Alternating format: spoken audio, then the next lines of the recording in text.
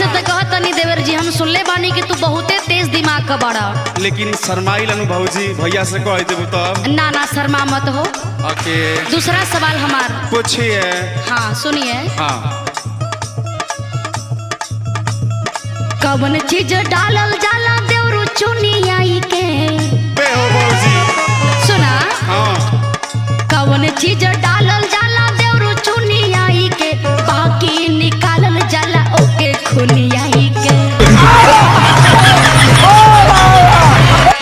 समझ रहे हैं ना? हाँ भौजी, लेकिन ऐसा ऐसा सवाल तुम्हारा कैसे पता बा भौजी? तू हो बहुत तेज बाड़ू। तोहरा समझ में का बता? ना हमरो भौजी बहुत तेज बिया हो। सुना। अच्छा तो कूदा मत, सवाल के जवाब दा। सुन ला जवाब। बोला। पनावा के डालल जाला भौजी चुनियाई के।